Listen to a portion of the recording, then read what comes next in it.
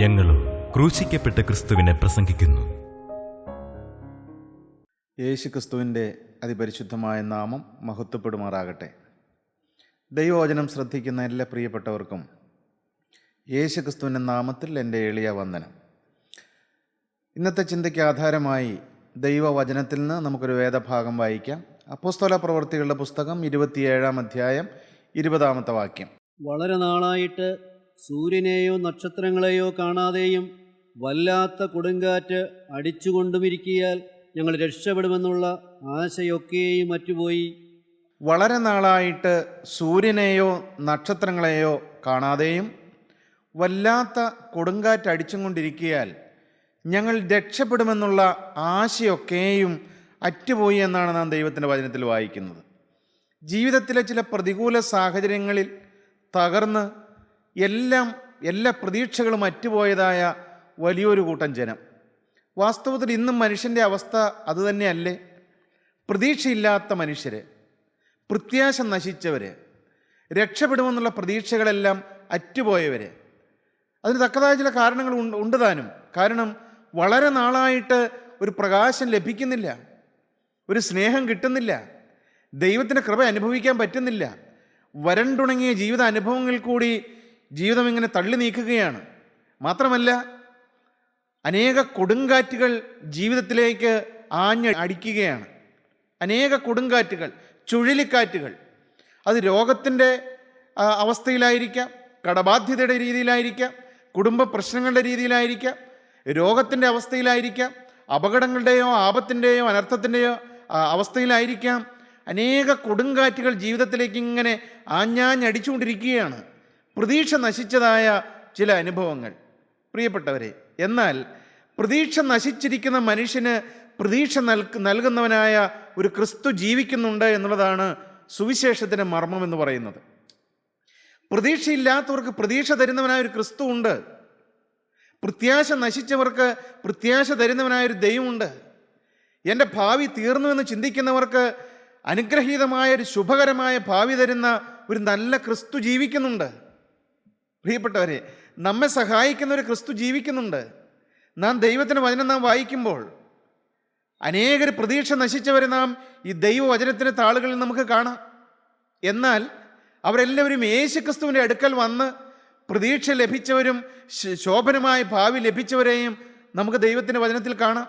എന്നാൽ ഇന്ന് നാം ചിന്തിക്കുന്നത് ഇതുപോലെ തന്നെ പ്രതീക്ഷ നശിച്ചു പോയ ഒരു വ്യക്തിയാണ് ഇയ്യോബ് എന്ന് പറയുന്നത്. ഇയ്യോബിൻ്റെ പുസ്തകം 7-ാം അധ്യായം 7-ാം വാക്യം വായിക്കുമ്പോൾ അതിൽ നിന്ന് ഇയ്യോബിൻ്റെ പ്രതീക്ഷകളെല്ലാം നശിച്ചുപോയി.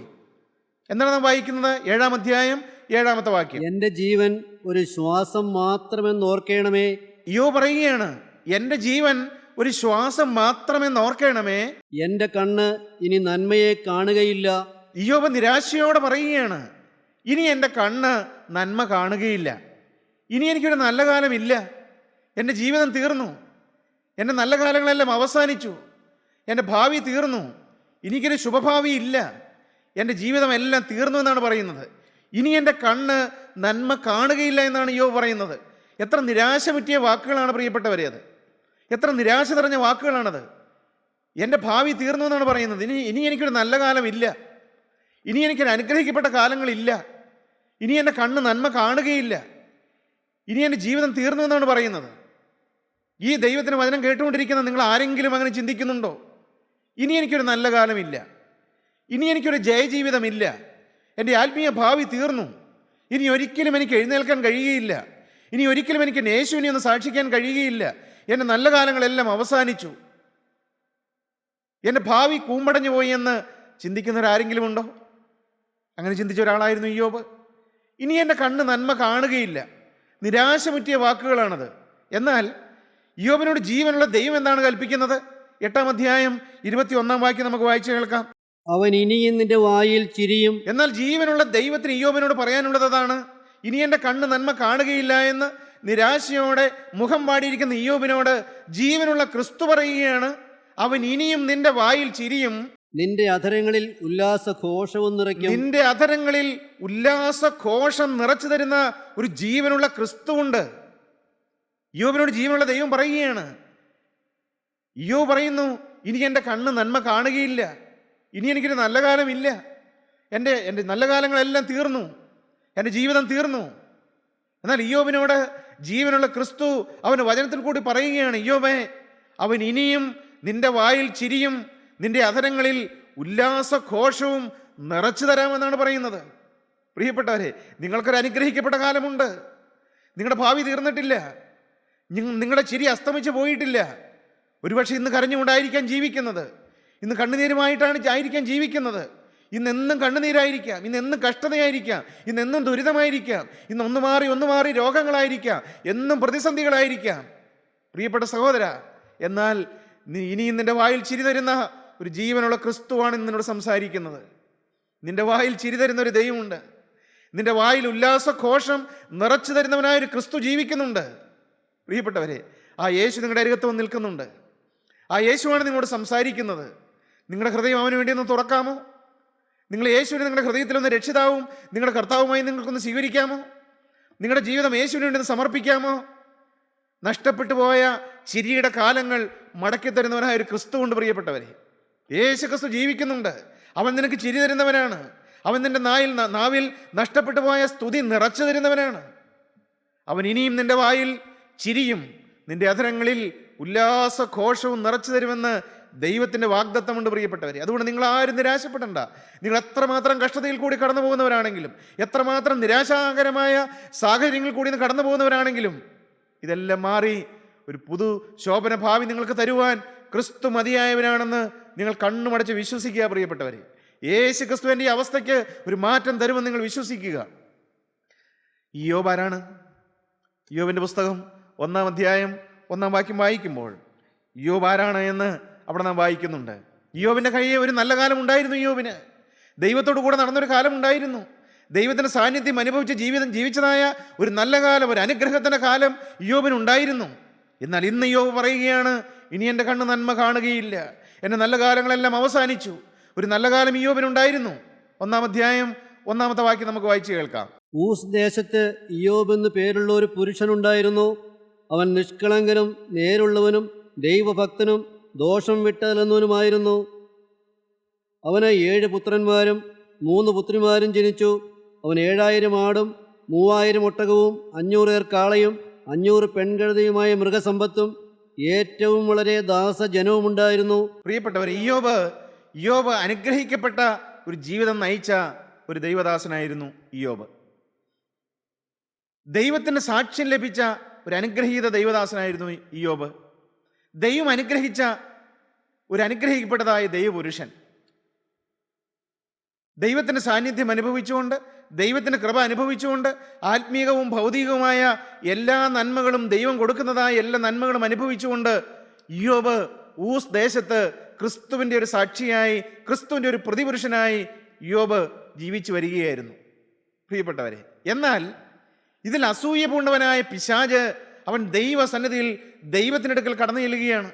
അതാണ് നാം 1-ാം അധ്യായം 6 മുതലുള്ളതായ വാക്യം വായിക്കുമ്പോൾ നാം അത് കാണുന്നുണ്ട്. നാം അനുഗ്രഹത്തോടെ ജീവിക്കുന്നത്, ഐശ്വര്യമായി ജീവിക്കുന്നത്, സമാധാനത്തോടെ ജീവിക്കുന്നത്, സൗഖ്യത്തോടെ ജീവിക്കുന്നത് കണ്ട് നമ്മെ തകർക്കാൻ അസൂയയോടെ നോക്കി നിൽക്കുന്ന ഒരു പിശാചുണ്ട് എന്ന് നാം ഒരിക്കലും മറന്നുപോകരുത്. പ്രിയപ്പെട്ടവരെ, നമ്മെ തകർക്കാൻ നമ്മുടെ പിന്നാലെ നടക്കുന്നവനായ ഒരു പിശാചുണ്ട്. അതുകൊണ്ടാണ് അപ്പോസ്തലനായ പത്രോസ് പറഞ്ഞത്, അലറുന്ന സിംഹം പോലെ ആരെ വിഴുങ്ങേണ്ടുവെന്ന് തിരഞ്ഞു ചുറ്റി നടക്കുന്നതായ ഒരു പിശാചുണ്ട്. നിർമ്മതരായിരിപ്പീൻ, ഉണർന്നിരിപ്പീൻ.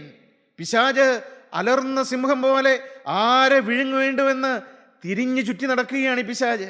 നമ്മുടെ ചുറ്റിലും ഈ പിശാചുണ്ട്. പ്രിയപ്പെട്ടവരെ, നാം എത്രമാത്രം തീരുമാനമെടുത്ത് ജീവിച്ചാലും നമ്മെ തകർക്കാൻ, തക്ക സമയം കിട്ടുമ്പോൾ നമ്മെ വീഴിക്കുവാൻ, നമ്മെ പാപത്തിൽ കൊണ്ട് കെട്ടിയിടുവാൻ നമ്മുടെ പിന്നാലെ നടക്കുന്ന ഒരു ദുഷ്ടനായ പിശാചുണ്ട്. അതുകൊണ്ടാണ് കർത്താവ്, ഇത് ജീവനുള്ള ദൈവം കയ്യിനോട് പറയുന്നുണ്ട്, പാപം വാതിൽക്കൽ കിടക്കുന്നു, അതിൻ്റെ ആഗ്രഹം നിങ്കലേക്കാകുന്നു, നീയോ അതിനെ കീഴടക്കണമെന്ന് ദൈവം കയ്യിനോട് പറയുന്നുണ്ട്. പാപം വാതിൽക്കൽ കിടക്കുകയാണ്, പിശാച് വാതിൽക്കൽ തന്നെ നിൽക്കുകയാണ്. നമ്മ ഏത് സമയത്തും വീഴിക്കാൻ ഈ പിശാച് നമ്മുടെ പിന്നാലെയുണ്ട്. പ്രിയപ്പെട്ടവരെ, ഈ പിശാച് അവൻ അസൂയാലുവാണ്. ഒരു വിശ്വാസിയായ പാവപ്പെട്ട മനുഷ്യൻ അനുഗ്രഹമായിട്ട്, സമാധാനമായിട്ട് ക്രിസ്തുവിൻ്റെ പിന്നാലെ നടക്കുന്നത് കാണുമ്പോൾ ഈ ദുഷ്ടനായ പിശാച് അസൂയാലുമായി നമ്മുടെ പിന്നാലെ നമ്മെ വീഴിക്കുവാൻ, നമ്മെ തകർത്ത് കളയുവാൻ അവൻ നമ്മുടെ പിന്നാലെ ഉണ്ട് എന്നുള്ളതായ കാര്യം ഒരു വിശ്വാസി മറന്നുകളയരുത്. ദൈവത്തിന് സ്തോത്രം. എന്താണ് ഈ അസൂയ പൂണ്ട പിശാച് എന്താണ് ചെയ്തത്? 1-ാം അധ്യായം 6 മുതലുള്ളതായ വാക്യം നമുക്ക് വായിച്ചു കേൾക്കാം. ഒരു ദിവസം ദൈവപുത്രന്മാർ യഹോവയുടെ സന്നിധിയിൽ നിൽപ്പാൻ ചെന്നു. അവരുടെ കൂട്ടത്തിൽ സാത്താനും ചെന്നു. പ്രിയപ്പെട്ടവർ, ദൈവസന്നിധിയിലേക്ക് പിശാച് കടന്നു ചെല്ലുകയാണ്. ഈ ഭൂമിയിൽ ജീവിക്കുന്ന ഒരു വിശ്വാസിയെ സംബന്ധിച്ച് അപവാദം പറയുവാൻ അപവാദിയായി പിശാച് ദൈവസന്നിധിയിലേക്ക് കടന്നു ചെല്ലുകയാണ്. നാം ഓരോരുത്തരും ജാഗ്രതയുള്ളവരായിരിക്കണം. ഒരു വിശ്വാസിയുടെ ജീവിതത്തിൽ എവിടെയെങ്കിലും ഒരു വീഴ്ച കണ്ടു കഴിഞ്ഞാൽ ഈ അപവാദിയായ പിശാച് നമ്മെ കുറ്റപ്പെടുത്തുന്നതിന് വേണ്ടി പിശാച് ദൈവസന്നിധിയിലേക്ക് കടന്നു ചെല്ലുകയാണ്. എന്നിട്ട് എന്ത് ചെയ്തു പിശാച്? യഹോവ സാത്താനോട്, നീ എവിടെ നിന്ന് വരുന്നു എന്ന് ചോദിച്ചതിന് ദൈവസന്നിധിയിൽ കടന്നു വന്ന പിശാചിനോട് ജീവനുള്ള ദൈവം ചോദിക്കുകയാണ്, സാത്താനെ നീ എവിടുന്ന് വരുന്നു? സാത്താൻ യഹോവയോട്, ഞാൻ ഭൂമിയിൽ ഊടാടി സഞ്ചരിച്ചിട്ട് വരുന്നു എന്ന് ഉത്തരം പറഞ്ഞു. സാത്താൻ മറുപടി പറയുകയാണ്, ഞാൻ ഭൂമിയിൽ എല്ലായിടവും ഊടാടി സഞ്ചരിച്ചിട്ട് വരികയാണ്. യഹോവ സാത്താനോട്, എന്റെ ദാസനായ യോവിന്മേൽ നീ ദൃഷ്ടി വെച്ചുവോ? പ്രിയപ്പെട്ടവരെ, ജീവനുള്ള ദൈവം സാത്താനോട് ചോദിക്കുകയാണ്, പിശാചിനോട് ചോദിക്കുകയാണ്, എൻ്റെ ദാസനായ യോബിന്റെ മേൽ നീ ദൃഷ്ടി വെച്ചുവോ? ഒരു വിശ്വാസിയോടുള്ള ദൈവത്തിൻ്റെ കരുതൽ. നമ്മെ കരുതുന്നവനായ ഒരു ദൈവമുണ്ട് പ്രിയപ്പെട്ടവരെ, നമ്മെ ഓർക്കുന്നവനായ ഒരു ദൈവമുണ്ട്. ആരാണിത് ചോദിക്കുന്നത്? ഈ ഭൂമിയിലെ ഒരു സാധാരണ മനുഷ്യനെക്കുറിച്ച് എൻ്റെ ദാസനായ യോബിന്റെ മേൽ പിശാചേ നീ ദൃഷ്ടി വെച്ചുവോ? ജീവനുള്ള ദൈവം യോബിനെ കുറിച്ച് സാക്ഷ്യം പറയുകയാണ്, സാത്താനോട് പറയുകയാണ്. ഈ യോബ് ആരാണ്? അവനെ പോലെ നിഷ്കളങ്കനും യോബിനെ പോലെ നിഷ്കളങ്കനും നേരുള്ളവനും ദൈവഭക്തനും ദോഷം വിട്ട് അകലുന്നവനും ഭൂമിയിൽ ആരുമില്ല എന്ന് ജീവനുള്ള ദൈവം പറയുകയാണ്. ഭൂമിയിൽ ആരെയും ദൈവം കാണുന്നില്ല. ദോഷം വിട്ട് അകലുന്നതായിട്ട്, ദൈവഭക്തന്മാരായിട്ട്, യേശുക്രിസ്തുവിനെ സ്നേഹിക്കുന്നവരായിട്ട്, ദൈവവിശ്വാസത്തോടെ പാപത്തെ അറപ്പോടും വെറുപ്പോടും കണ്ടുകൊണ്ട് ക്രിസ്തുവിന്റെ മുഖത്ത് നോക്കി ജീവിക്കുന്ന മനുഷ്യരെ ആരെയും ദൈവം കാണുന്നില്ല. ദൈവം ഭൂമിയിലേക്ക് നോക്കുമ്പോൾ ദൈവമുഖത്ത് നോക്കി ജീവിക്കുന്നവരായിട്ട് ദൈവം ആരെയും കാണുന്നില്ല. അങ്ങനെ ഇരിക്കുമ്പോഴാണ് ജീവനുള്ള ദൈവത്തിൻ്റെ ഹൃദയത്തിനൊരു ആശ്വാസം. എൻ്റെ ദാസനായ ഇയ്യോബ് അവനെ പോലെ ദോഷം വിട്ട് അകലുന്നവനും നേരുള്ളവനും ദൈവഭക്തനുമായി ആരുമില്ലല്ലോ എന്ന് ജീവനുള്ള ദൈവം സാത്താനോട് പറയുകയാണ്. പ്രിയപ്പെട്ടവരെ, അതിന് സാത്താൻ എന്താണ് പറഞ്ഞത്? അതിനെ സാത്താൻ യഹോവയോട്, വെറുതെയോ ഇയ്യോബ് ദൈവഭക്തനായിരിക്കുന്നത്? നീ അവനും അവന്റെ വീട്ടിനും അവനുള്ള സകലത്തിനും ചുറ്റും വേലി കിട്ടിയിട്ടില്ലയോ? പ്രിയപ്പെട്ടവരെ, അസൂയാലുമായ പിശാച് ദൈവത്തോട് പറയുകയാണ്, വെറുതെയാണോ അവൻ ഈ ഭക്തിയോടെയൊക്കെ ജീവിക്കുന്നത്? വെറുതെയാണോ അവൻ നിന്നെ മുറുകെ പിടിച്ചിങ്ങനെ ജീവിക്കുന്നത്? നീ അവന് ചുറ്റുമുള്ള കാര്യങ്ങൾക്കെല്ലാം നീ ഒരു വേലി കെട്ടിയിട്ടില്ലേ? പ്രിയപ്പെട്ടവരെ, ഒരു ദൈവീക സംരക്ഷണം, ഒരു വിശ്വാസിയുടെ ജീവിതത്തിൽ ദൈവം തരുന്ന ഒരു ഹെവൻലി പ്രൊട്ടക്ഷൻ ഉണ്ട്, ഒരു സ്വർഗീയമായ സംരക്ഷണം. അതുകൊണ്ടല്ലേ പ്രിയപ്പെട്ടവരെ നാം ഈ ഭൂമിയിൽ ജീവിക്കുന്നത്? വാസ്തവത്തിൽ എത്രയോ തവണ ഈ പിശാച് നമ്മെ ഈ ഭൂമിയിൽ തട്ടിക്കളയാൻ ശ്രമിച്ചതാണ്, നീക്കിക്കളയാൻ ശ്രമിച്ചതാണ്, ഇല്ലായ്മ ചെയ്യാൻ ശ്രമിച്ചതാണ്, തേച്ചുമാച്ച് കളയാൻ ശ്രമിച്ചതാണ്. എന്നാൽ ആ യേശുക്രിസ്തുവിൻ്റെ തിരുരക്തത്തിൻ്റെ ആ സ്വർഗീയ വലയത്തിൽ ജീവനുള്ള ദൈവം നമ്മെ കാത്തത് കൊണ്ടല്ലേ ഇത്രയും കാലം നാം ജീവിച്ചത്. പണ്ടേ പിശാച് നമ്മെ വെട്ടിക്കളയേണ്ടതല്ലായിരുന്നു, തകർത്ത് കളയേണ്ടതല്ലായിരുന്നു. എന്നാൽ ആ ജീവനുള്ള ദൈവത്തിൻ്റെ ആ സ്വർഗീയ കൃപയുടെ വേലി, പ്രിയപ്പെട്ടവരെ, നിങ്ങൾ ആ ദൈവകൃപയുടെ വേലിക്കുള്ളിലാണോ ഇന്ന് ജീവിക്കുന്നത്? ആ കൃപയുടെ വേലി പൊളിഞ്ഞു പോയോ? ആ ദൈവിക സംരക്ഷണം മാറിപ്പോയോ? ആ ദൈവിക സംരക്ഷണത്തിൽ നിന്ന് അകന്ന് ഒരു നിമിഷം നമുക്ക് ജീവിക്കാൻ ഇടവരരുത് പ്രിയപ്പെട്ടവരെ. അതുകൊണ്ട് നാം ഓരോരുത്തരും വിശ്വാസികളായി നാം പ്രാർത്ഥിക്കണം, കർത്താവേ, നിന്റെ ആ കൃപയുടെ വേലി ഒരിക്കലും പൊളിഞ്ഞു പോകാൻ ഇടവരരുത്. നാം കരുതലോടെ ജീവിക്കണം പ്രിയപ്പെട്ടവരെ, നാം കരുതലോടെ ജീവിക്കണം. പിശാചിനൊരു പഴുത് കൊടുക്കാൻ ഇടവരരുത്. ദൈവത്തിന് വചനം പറയും, സാത്താൻ നമ്മെ തോൽപ്പിക്കരുത്, അവന് തന്ത്രങ്ങളെ നാം അറിയാത്തവരല്ലല്ലോ എന്ന്. പിശാചിന് നാം ഇടം കൊടുക്കരുത്, സാത്താൻ ഇടം കൊടുക്കരുതെന്ന് ദൈവത്തിന് വചനം പറയുന്നു. നമ്മുടെ ഒരു കാര്യത്തിൽ പോലും, ഒരു അണുവിൽ പോലും, ഒരു സംസാരത്തിൽ പോലും, ഒരു നോട്ടത്തിൽ പോലും, ഒരു ചിന്തയിൽ പോലും പിശാചിന് നാം ഇടം കൊടുത്തു കഴിഞ്ഞാൽ അവൻ നമ്മെ തകർത്ത് തൂത്തുവാരും പ്രിയപ്പെട്ടവരെ. നാം എത്രയോ ജാഗ്രതയോടെ ഈ ക്രിസ്തു ജീവിതം നയിക്കേണ്ടതാണ്. ഈ ദൈവകൃപയുടെ വേലി പൊളിഞ്ഞു പോകാൻ ഇടവരരുത്. നമ്മുടെയും നമ്മുടെ തലമുറകളുടെയും ചുറ്റുമുള്ളതായ സ്വർഗീയ സംരക്ഷണം നിങ്ങൾ എന്നും പ്രാർത്ഥിക്കണം, കർത്താവേ, നിന്റെ ആ തിരുരക്തത്തിൻ്റെ സ്വർഗീയ കാവൽ ഒരിക്കലും നഷ്ടപ്പെട്ടു പോകാൻ ഇടവരരുതേ. എൻ്റെ തലമുറകളെ ആ സ്വർഗീയ കൃപയുടെ വേലിക്കുള്ളിൽ നീ പൊതിഞ്ഞുകൊള്ളണമേ, നീ സംരക്ഷിച്ചുകൊള്ളണമേ. ആ കൃപയുടെ വേലിക്കുള്ളിൽ എന്നും നാം ആശ്രയിക്കണം പ്രിയപ്പെട്ടവരെ. ഈ ബലഹീനനായ ഞാൻ ആ യേശുക്രിസ്തുവിനെ സ്വർഗീയ കൃപയിൽ ആശ്രയിച്ചുകൊണ്ട് ജീവിക്കുവാനുള്ള കൃപ കർത്താവ് എനിക്ക് തരുന്നുണ്ട്. അവൻ്റെ ആ സ്വർഗീയ കൃപ, അതുകൊണ്ടാണ് ഞാനിന്നിവിടെ ജീവിക്കുന്നത്. പിശാച് എൻ്റെ ജീവിതത്തിൽ എത്രയോ ആപത്തുകൾ കൊണ്ടുവന്നു, എത്രയോ അനർത്ഥങ്ങൾ കൊണ്ടുവന്നു. എന്നെ ഈ ഭൂമിയിൽ നിന്ന് നശിപ്പിച്ച് കളയത്തക്ക രീതിയിൽ അവൻ എനിക്ക് അപകടങ്ങൾ കൊണ്ടുതന്നു. എന്നാൽ ഈ സ്വർഗീയ സംരക്ഷണത്തിൻ്റെ വേലിയിൽ ജീവനുള്ള ദൈവം എന്നെ കാത്തതുകൊണ്ട് ഞാനിന്നും ആയുസ്സോടെ യേശുക്രിസ്തുവിന് സാക്ഷിയായി നിങ്ങളുടെ മുമ്പിൽ നിൽക്കുകയാണ്. നമുക്ക് സംരക്ഷണം തരുന്നവനായൊരു ദൈവമുണ്ട്. നമുക്ക് കാവൽ തരുന്നവനായൊരു ദൈവമുണ്ട്. നമുക്ക് പ്രൊട്ടക്ഷൻ തരുന്നവനായ ഒരു ജീവനുള്ള ക്രിസ്തുവുണ്ട്. പിശാചി ദൈവത്തോട് പറയുകയാണ്, വെറുതെയാണ് അവൻ ഭക്തനായിരിക്കുന്നത്. നിന്റെ കൃപയുടെ വേലിക്കുള്ളിൽ നീ അവനെ സംരക്ഷിക്കുന്നതുകൊണ്ടല്ലേ അവനിങ്ങനെ ജീവിക്കുന്നത്. നീ ആ വേലിയൊന്ന് പൊളിച്ചു നോക്കിക്കേ, കാണാം അവൻ നിന്റെ വഴിവിട്ട് ജീവിക്കുന്നത്. പ്രിയപ്പെട്ടവരെ, ദൈവത്തിന് സ്തോത്രം. അടുത്ത വാക്യം എന്താണ്? തൃക്കൈ നീട്ടി അവനുള്ളതൊക്കെയും ഒന്ന് തൊടുക, അവൻ നിന്നെ മുഖത്ത് നോക്കി ത്യജിച്ചു പറയുമെന്ന് ഉത്തരം പറഞ്ഞു. പ്രിയപ്പെട്ടവരെ, പിശാച് ദൈവത്തോട് പറയുകയാണ്, നിന്റെ ആ തൃക്കരം നീട്ടി അവനുള്ളതൊക്കെ ഒന്ന് തൊട്ടു നോക്ക്. അപ്പോഴറിയാം നിന്നെ ത്യജിച്ച് പറയുന്നത്. അവൻ്റെ വിശ്വാസമൊക്കെ എത്ര കണ്ടുണ്ടായെന്നുള്ളത് നിനക്ക് നേരിട്ടറിയാം. നീ അവനുള്ളതൊക്കെ ഒന്ന് തൊട്ടു നോക്ക്. പ്രിയപ്പെട്ടവരെ, ഞാനത് വിശദീകരിക്കുന്നില്ല, നിങ്ങൾക്ക് ഒരുപക്ഷെ അറിയുമായിരിക്കാം. യോബിൻ്റെ ജീവിതത്തിൽ വലിയ കഷ്ടതയുടെ കൊടുങ്കാറ്റ് ആഞ്ഞടിക്കുകയാണ്. വലിയ കഷ്ടതയുടെ കൊടുങ്കാറ്റ്, ഒരു മനുഷ്യന് താങ്ങാവുന്നതിലപ്പുറമായ വലിയ കഷ്ടതയുടെ ചുഴലിക്കാറ്റ് യോബിൻ്റെ കുടുംബത്തിൽ വന്ന് ആഞ്ഞടിക്കുകയാണ്. യോബിൻ്റെ സമ്പത്തുകൾ വന്ന് ഇതാ ശത്രു വന്ന് നശിപ്പിച്ചുകൊണ്ട് പോയി, കവർന്നുകൊണ്ട് പോവുകയാണ്. ദാസീദാസന്മാർ, ഒട്ടകങ്ങൾ, ആടുമാടുകൾ. അവസാനം യോബിൻ്റെ 10 മക്കളും ഈ ഭൂമിയിൽ നിന്ന് ഒരേ സമയം മാറ്റപ്പെടുകയാണ്. എന്തു വലിയൊരു കഷ്ടതയാണ് പ്രിയപ്പെട്ടവരെ, എന്തു വലിയൊരു ദുരിതമാണ്. ഞാൻ പലപ്പോഴും ഈ യോബിൻ്റെ പുസ്തകം വായിക്കുമ്പോൾ, യോബിനെക്കുറിച്ച് ചിന്തിക്കുമ്പോൾ ഞാൻ എൻ്റെ ജീവിതത്തിലേക്ക് തിരിഞ്ഞു നോക്കാറുണ്ട്.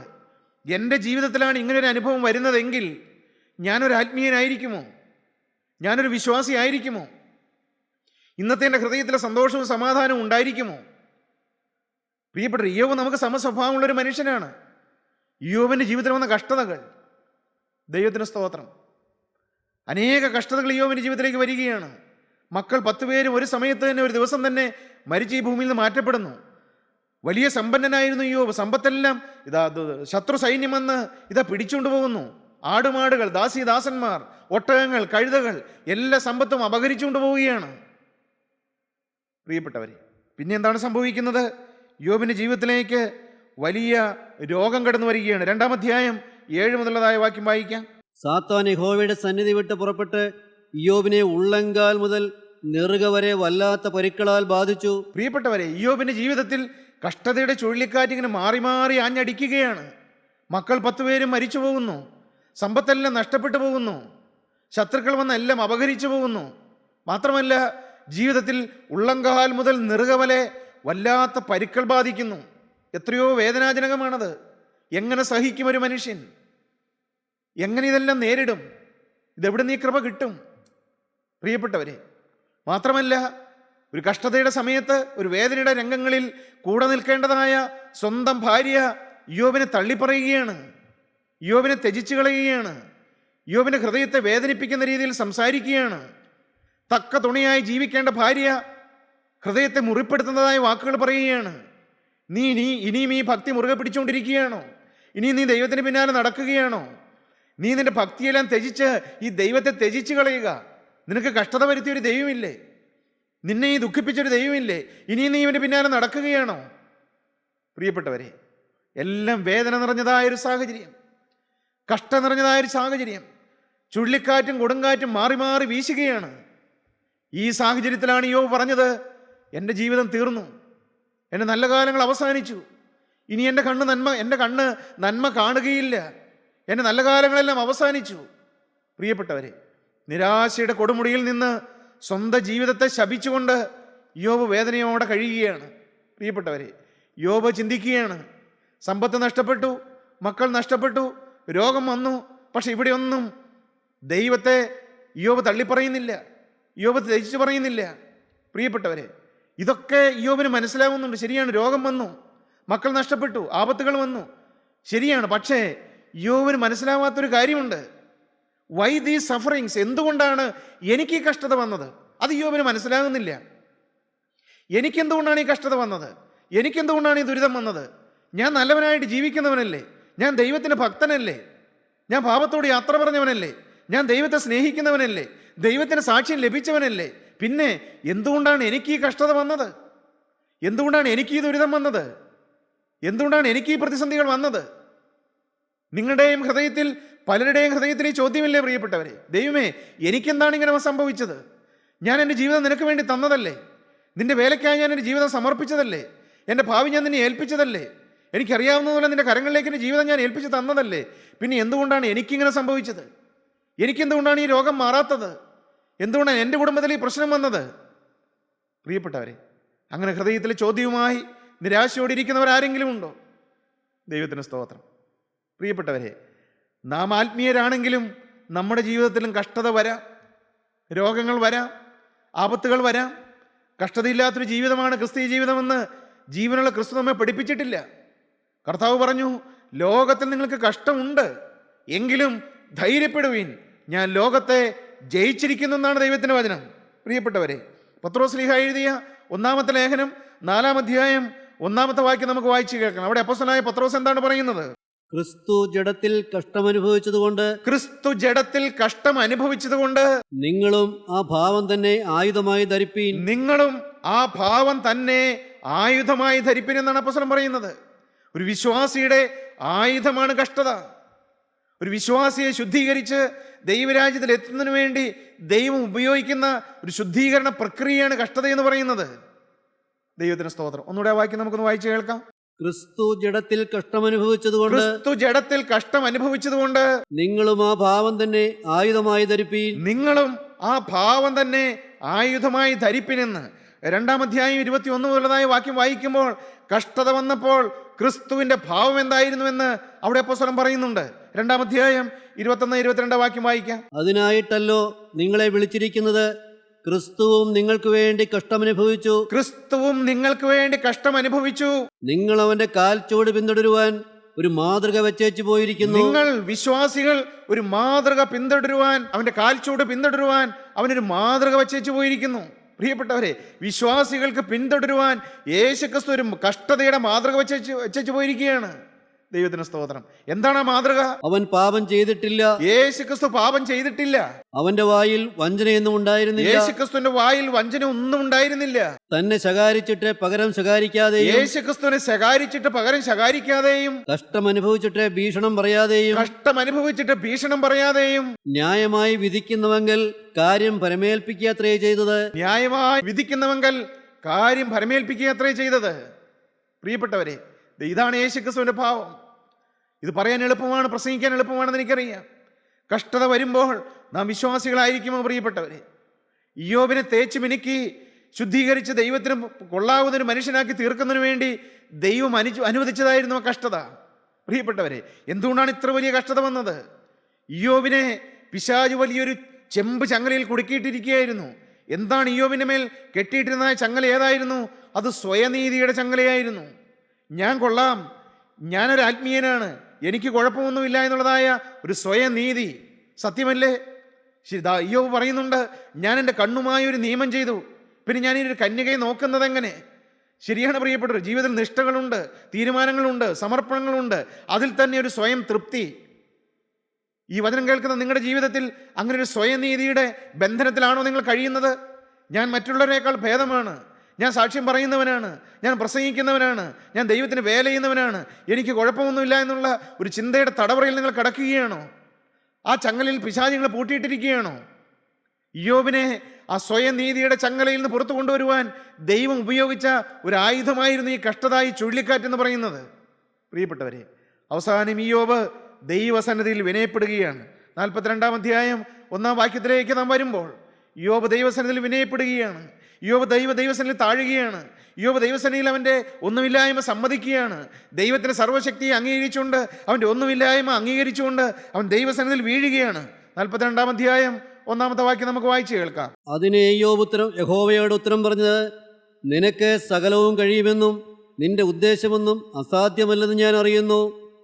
അറിവ് കൂടാതെ ആലോചനയെ മറിച്ചു കളയുന്നവരിവൻ ആര്?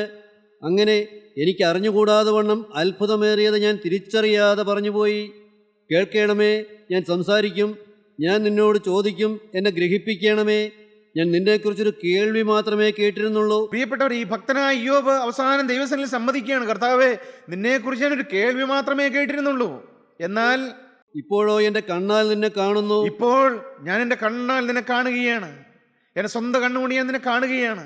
പ്രിയപ്പെട്ടവരെ, ഇയ്യോബിനെ ദൈവം അനുഗ്രഹിക്കാൻ തുടങ്ങി. ഇയ്യോബിന് അവൻ്റെ വായിൽ ചിരി തിരിച്ചു കൊടുക്കാൻ തുടങ്ങി.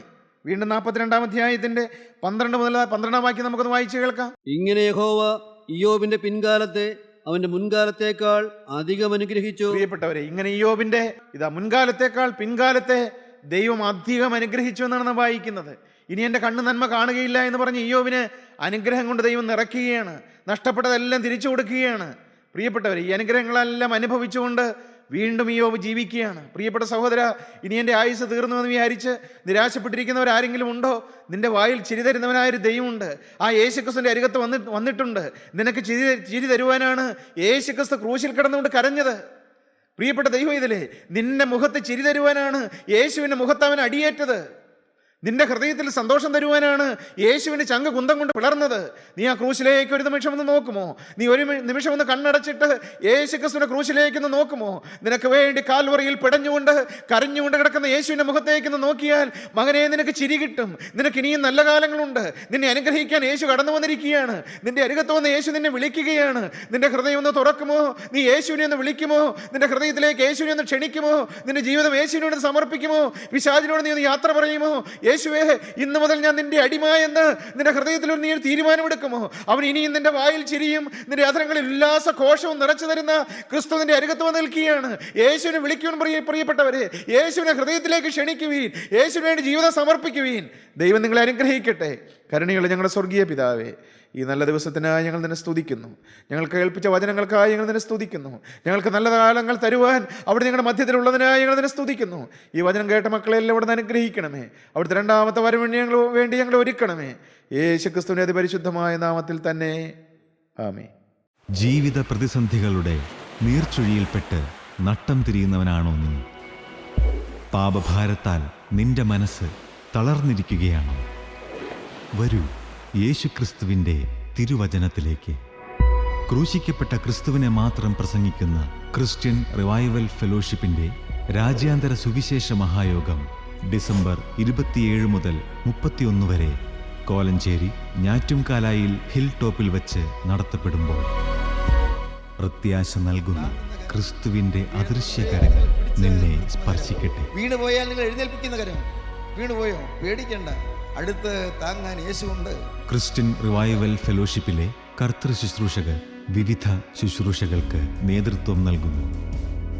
ഇപ്പോൾ ദൈവസന്നിധിയിൽ വിശ്രമിക്കുന്ന യശശരീരനായ പ്രൊഫസർ MY യോഹന്നാൻ സാർ ചെയ്ത അനശ്വരമായ വചന ശുശ്രൂഷകളും നിങ്ങൾക്ക് ശ്രവിക്കാം.